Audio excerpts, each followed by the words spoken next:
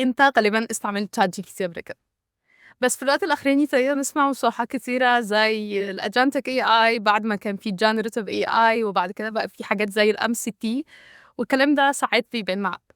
بس في الحقيقه الكونسبتس دي كلها هي اللي بنت الاي اي وخلت الاي اي يتطور من الشات بوت اللي احنا شفناه في نوفمبر 22 مع تشات جي بي تي لغايه الاي اي اللي احنا بنشوفه بيغير الطبيعه بتاعه الشغل النهارده لانه يقدر ينفذ مهام completely independent. بس السؤال الحقيقي هو احنا اصلا وصلنا هنا ازاي؟ لما تشات جي بي تي ظهر في نوفمبر 22 كلنا كنا منبهرين جدا بقد ايه هو بيعرف يرد ويتكلم ويلخص بشكل طبيعي جدا جدا. وهنا ظهر مفهوم اسمه الجنريتيف اي اي، والفكرة ببساطة جدا في نوع الذكاء الاصطناعي ده انه الاي اي نفسه يقدر يولد تكست جديد بمفاهيم جديدة بكونتنت جديد. وبالرغم ان ده كان مبهر جدا، مع الاستخدام ابتدى يظهر سلوك غريب شوية، انه بالرغم انه كل الاجابات اللي بيطلعها مقنعه جدا جدا جدا وفورميليتد بطريقه تقنعك جدا ان هي مظبوطه، كان ساعات الكونتنت بتاع الاجابات دي بيكون غلط تماما. وهنا بدأ السؤال، هو ليه ده اصلا بيحصل؟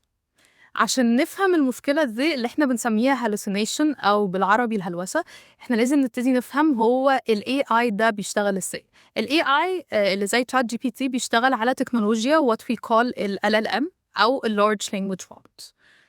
كلمة تبان معقدة بس هي ببساطة جدا هي موديل أو نموذج بيحاول يبريدكت أو يتنبأ بالكلمة اللي جاية بناء على الكلام اللي فيه. فأنت هتديله الجملة، هيبتدي يشوف إيه الكلام اللي في الجملة دي، وبعد كده يقول طيب بيزد على الكلام اللي في الجملة دي الكلمة اللي جاية غالبا هتكون الكلمة دي. ولما ضربناه على كميات كبيرة جدا من النصوص ابتدى إن هو يفهم المصطلحات اللغوية وإزاي يتكلم بشكل فلوينت. بس ده معناه حاجة مهمة قوي، إن هو مش بيشوف الحقيقة، هو بس فاهم إزاي يتكلم. فتخيل حد very fluent وعارف يتكلم لغة بشكل تلقائي جدا وبشكل اوتوماتيك جدا، بس هو ما عندوش المعلومات الكفاية، فبالتالي لما بيتكلم الفورميليشن بتاعه بيبقى هايل، بس في الحقيقة إن المعلومات ناقصة لأن هو ما اتدربش على معلومات معينة. هو بس ال LLM أو Large Language Model بيتدرب إن هو يبريدكت النكست وورد أو يتنبأ بالكلمة اللي جاية من غير ما يفهم إيه المحتوى أو من غير ما يفكر في السؤال بشكل منطقي. فهنا ابتدى يظهر سؤال ومعاه حل لطيف قوي، واحنا ليه بس بنخلي الموديل يتكلم ويجاوب من اللي هو متدرب عليه كلانجوج؟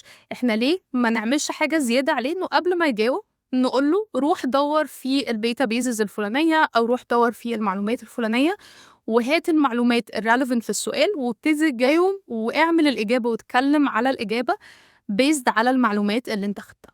فبقى النظام بدل ما بنخلي ال LLM ده أو Large Language Model يجاوب تلقائيا من اللي هو اتعلمه ككلام، احنا بقينا نقول له الأول روح دور على المعلومة وهات المعلومة وابتدي بناء على المعلومة اللي انت جبتها أو الكتاب اللي انت فتحه جاوب على المستخدم الغلط.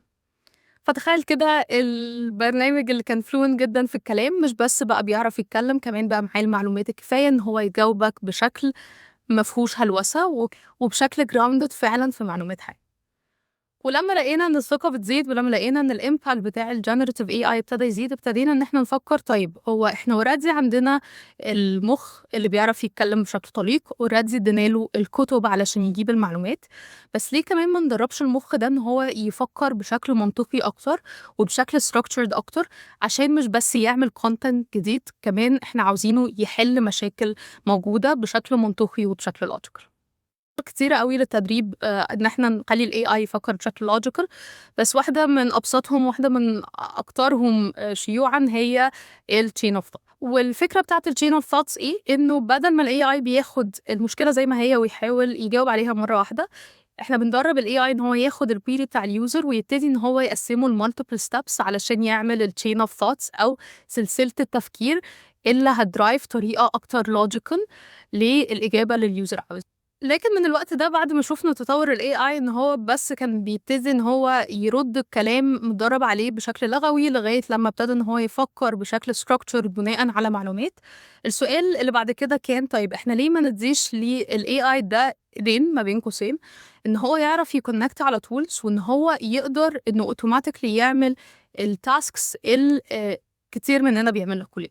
يعني بدل ما هو بس ببساطة بيبريني إجابة، هو يقدر إن هو يكونكت على البرامج اللي إحنا بنستعملها وينفذ الإجابة اللي هو شايفها وينفذ الستراكشر اللي هو شايفه علشان يعمل التاسك end to end وما يبقاش مجرد إن هو تشات بوت بيديني إجابة حتى لو كانت الإجابة دي كويسة. ومن هنا ظهرت فكرة ال AI agents اللي كل الناس بتتكلم عليها دلوقتي. ال AI اللي already عرف يفكر كويس أوي، يتكلم كويس أوي، بس كمان عرفنا إن إحنا نديله إيدين علشان يبتدي إن هو ينفذ المهام end to end، ما يبقاش بس مجرد إن هو بيدي لنا وبالرغم من فكرة إن إحنا ندي لل AI إيدين وإن إحنا نخليه connect على tools، إلا إن تنفيذ الموضوع ده كان صعب أوي، لإنه تخيل إحنا عندنا كام tool بنشتغل بيها كل يوم. هو بالضبط بالcomplexity أو التعقيد إن أنت عندك مليون باب وكل باب محتاج فيهم مفتاح مختلف. فعلشان الموضوع ده يتحل طلع concept لطيف جدًا وسهل جدًا اسمه الMCP أو الModel Context Protocol. فكرة الModel Context Protocol دي بمنتهى البساطة إيه؟ تخيل إحنا دلوقتي عاوزين نسلِّم على بعض، إحنا دايمًا إحنا الاتنين عارفين إنه لمّا بنتقابل ونسلِّم على بعض إحنا بنمد إيدينا اليمين، بنمسك الإيدين and we shake hands. فده الstandard المعروف إزاي الناس بتسلِّم على بعض.